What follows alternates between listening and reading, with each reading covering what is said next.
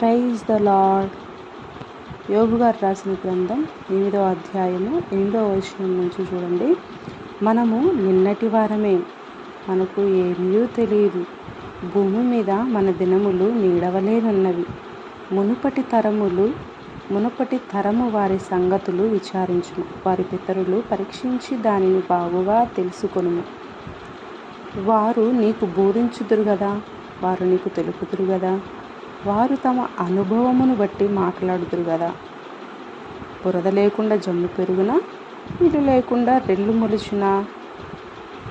చూడండి, మనము కొంతమంది వాళ్ళు అనుభవించి చెప్పిన ఏదైనా మాటలు మనకి చెప్పినప్పుడు వాళ్ళు చెప్పావులమ్మా, మాకు తెలుసులేమ్మా అట్లా అనుకుంటూ ఉంటాం. అలా కాదు. ఎవరైనా సరే అనుభవించి చెప్పారు అంటే అది ఖచ్చితంగా వాళ్ళు అనుభవిస్తేనే చెప్తారు. అది నమ్మండి.